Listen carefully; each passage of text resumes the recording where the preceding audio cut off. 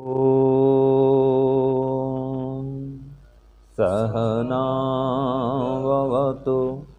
सहनौ भुनक्तु सह वीर्यं करवावहै तेजस्विनावधीतमस्तु मा विद्विषावहै। ओम शांति शांति शांति। हे ईश्वर, हम यह पठन पाठन आपको प्राप्त करने और कराने के लिए साधन के रूप में करने जा रहे हैं। इस कर्म को और इसके कर्म फल को भी आपको अर्पित करते हैं। ओम शांति शांति शांति। सबको सादर नमस्ते जी। हमारा वैशेषिक दर्शन का पाठ चल रहा है, जिसमें सप्तम अध्याय का द्वितीय आहनिक हम पढ़ रहे थे, और इसमें हमारा विषय क्या चल रहा है? संयोग और विभाग। ठीक है, वे अपने कार्य और कारण में नहीं रहते। ठीक है, क्यों नहीं रहते हैं? गुण होने से। ये भी विषय हमने पढ़ा था। तो संयोग और विभाग दोनों ही गुण हैं, तो ये अपने कार्य क्या है? शब्द, और कारण क्या है? कर्म। इनमें नहीं रहते हैं, ये हमने पढ़ा था। फिर शब्द के माध्यम से किनका किनका कथन होता है जी पद्मनाभ जी? शब्द के माध्यम से किनका किनका कथन होता है? शब्द से किसकी किसकी जानकारी देते हैं हम? किसके विषय में बोलते हैं शब्द से? नहीं, शब्द के माध्यम से किसका कथन करते हैं हम? हाँ जी रुपेश जी। हाँ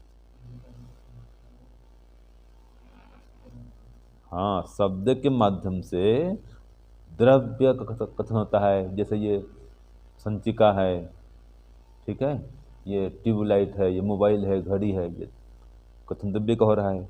ऐसे गुण का होता है, ये लाल रंग है, नीला रंग है, पीला रंग है, काला रंग है। ऐसे कर्म का कथन होता है, खा रहा है, पी रहा है, खाता है, पीता है, जाता है, आता है। तो शब्द के माध्यम से कथन हो रहा है ना जी। ये पढ़े थे हम। फिर पढ़े थे शब्द का द्रव्य के साथ में संयोग संबंध नहीं है। वो कौन सा संयोग संबंध है? शब्द कर्मठ संयोग। ठीक है ना, ये भी हमने पढ़ा था। क्यों जी?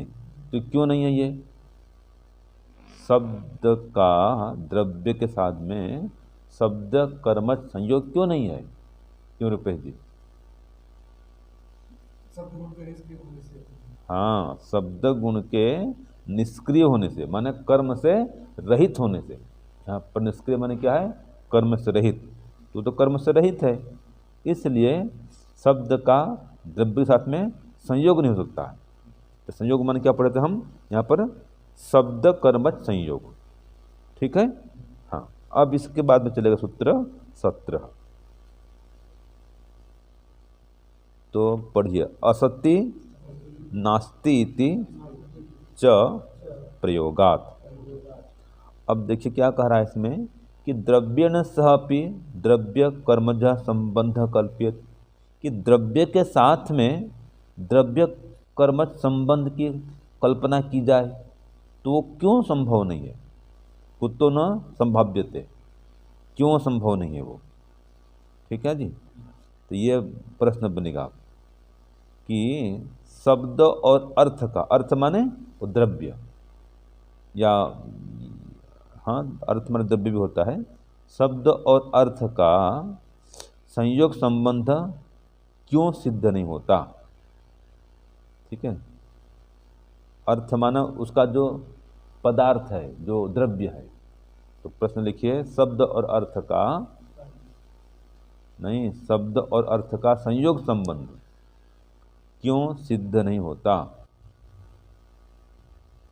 माने शब्द बोलते हैं ना जी, तो उसका जो अर्थ है, जो द्रव्य है, वो उससे नहीं जुड़ता है।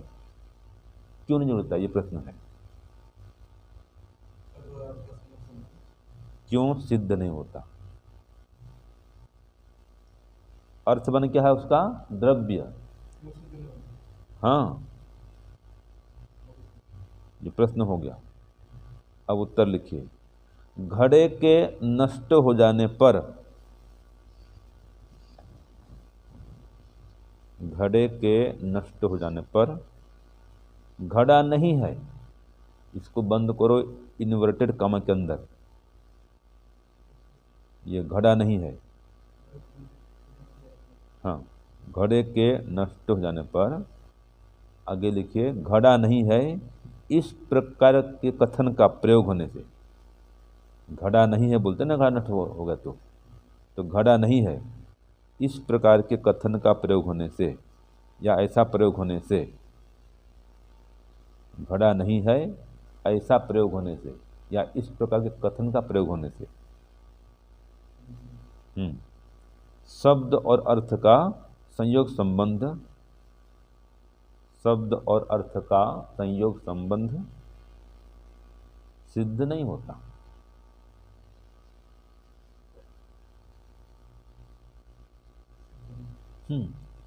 तो देखो ये दे रहा है, इसका ये देखिए, हो गया।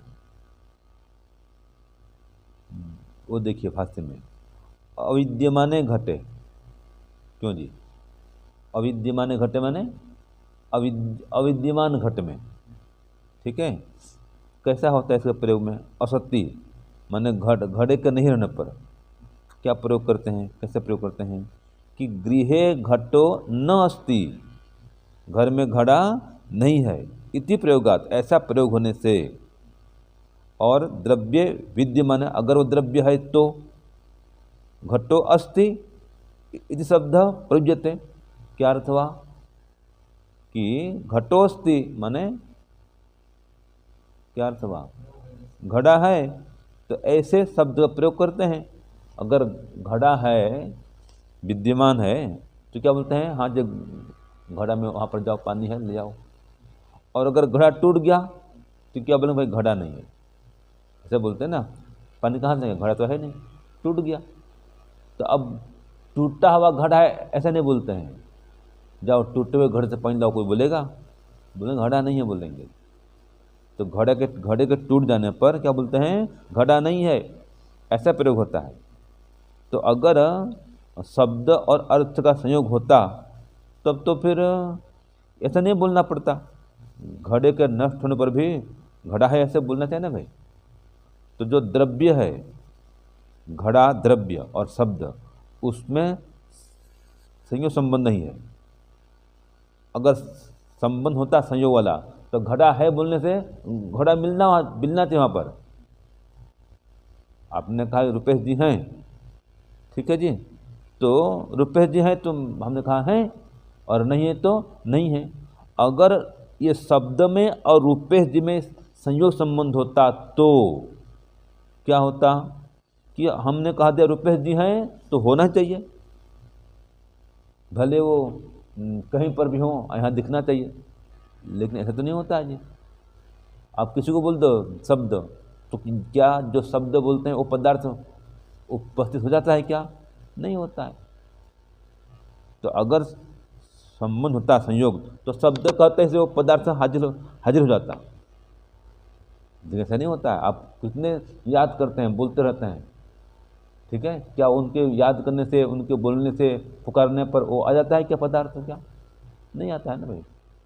तो अगर संयोग संबंध होता चला आता है, ये कह रहा है। जैसे कि गाय को बांधते किससे? रस्सी से, ठीक है। रस्सी खींचो तो गाय चली आएगी, क्योंकि उसका संयोग संबंध है रस्सी का, गाय से बांधते ना गले में, तो क्या इसमें संयोग संबंध है। ताला है, ताले में चाबी लगा हुआ है और की रिंग भी है, तो की रिंग को खींचो, चाबी खिंचाएगा, साथ में ताला भी खिंचाएगा। क्यों खिंचाएगा? क्यों? चाबी ताला में लगा हुआ है।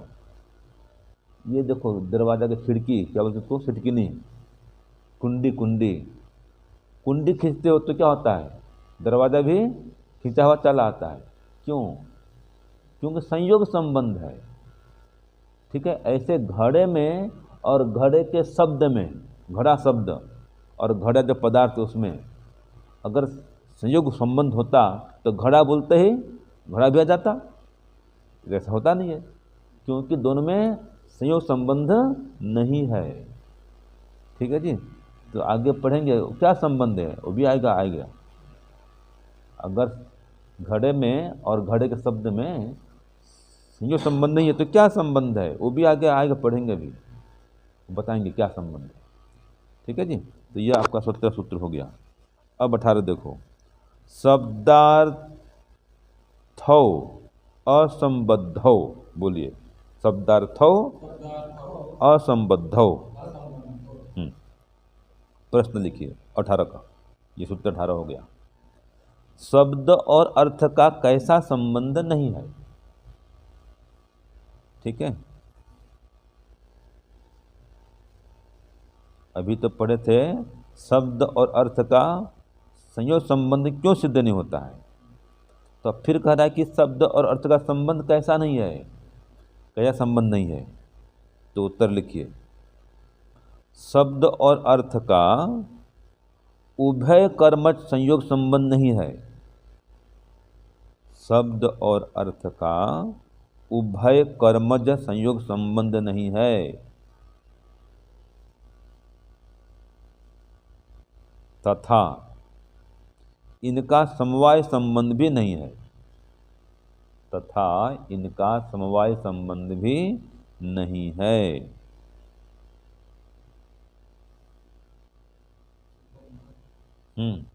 भी नहीं है। तो उभय कर्म संबंध भी नहीं है, और वो जो पढ़े थे अन्यतर संबंध भी नहीं है। माने एक कर्म में, एक में कर्म होता है और संयोग हो जाता है, जैसे पक्षी में कर्म हुआ जाकर बैठ गई, किसमें, पेड़ में, संबंध हो गया, तो ऐसा संबंध भी नहीं है।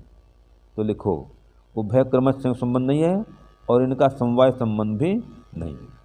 तो उभय कर्मज माने क्या हुआ था, पढ़े थे ना। हाँ जी, उभय कर्मज संबंध का उदाहरण क्या है, हाँ पढ़े थे ना, दो पदार्थों में कर्म होता है इकट्ठा तो संयोग पैदा होता है। उदाहरण बताओ उसका उदाहरण।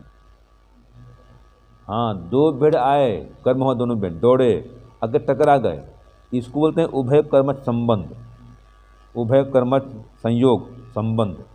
तो क्या ऐसा संबंध है शब्द अर्थ में, इधर से शब्द आए इधर से अर्थ आए, दोनों एक हो जाए, ऐसा होता है क्या? आपने घड़ा कहा ना जी, तो ये घड़ा शब्द निकला और उधर से घड़ा नामक वो पदार्थ आया, दोनों चिपक गए, ऐसा संबंध है नहीं। तो उभय कर्म संबंध भी नहीं है, ऐसे समवाय संबंध भी नहीं है। ठीक है, जैसे कि वस्त्र और धागे में क्या है, समवाय संबंध है ना, दोनों साथ साथ रहते हैं। ऐसे घड़ा और शब्द में समवाय संबंध है। अगर समवाय संबंध होता तो मेरे घड़ा कहते ही सामने घड़ा फूट पड़ता। इस प्रकार हमने देखा शब्द और अर्थ के बीच में समवाय संबंध नहीं है और संयोग संबंध भी नहीं है, जिसको यहाँ पर उभय कर्मज संयोग कहा है। तो वो संबंध भी नहीं है और समवाय संबंध भी नहीं है। अब सूत्र 19 में समवाय संबंध का उदाहरण दे रहा है। तो समवाय संबंध का उदाहरण और संयोग संबंध का उदाहरण प्रस्तुत किया जाता है। तो सूत्र 19 बोलिए, संयोगिनो दंडात समवायिनो विशेषात। ये सूत्र हो गया। प्रश्न देखिए, संयोग संबंध और समवाय संबंध का कोई उदाहरण दीजिए। ठीक है जी, अब लिखो उत्तर। पहला लिखिए संयोग संबंध,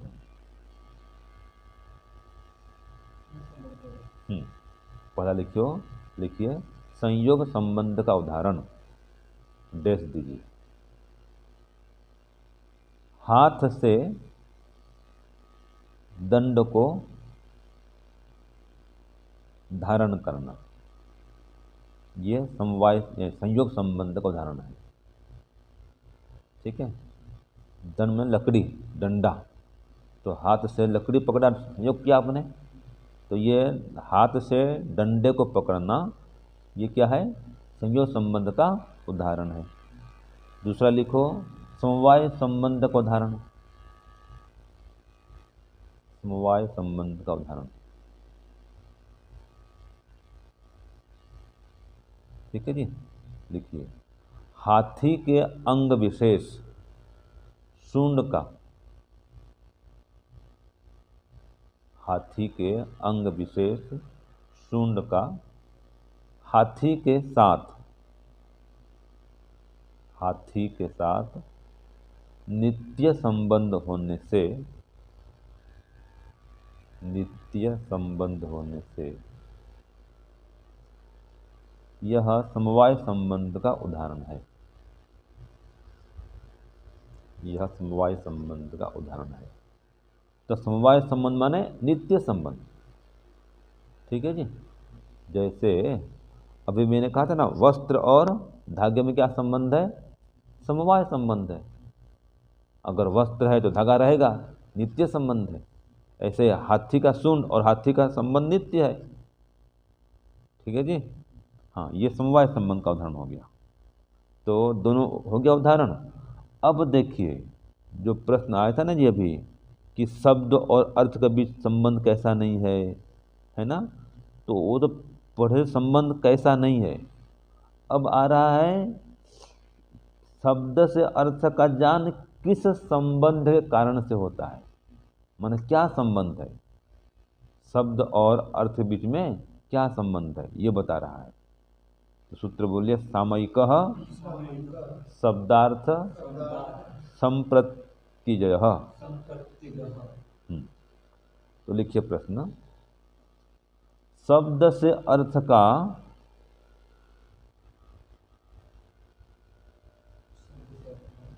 जो ज्ञान होता है वो किस संबंध के कारण से है,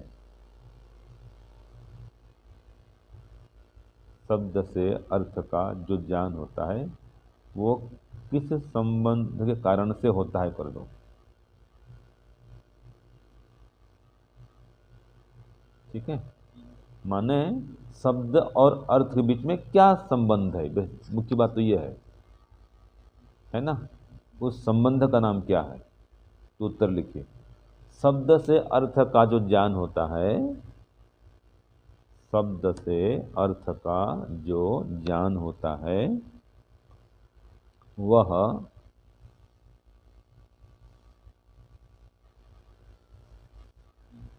सांकेतिक संबंध के कारण से होता है, सांकेतिक संबंध के कारण से होता है।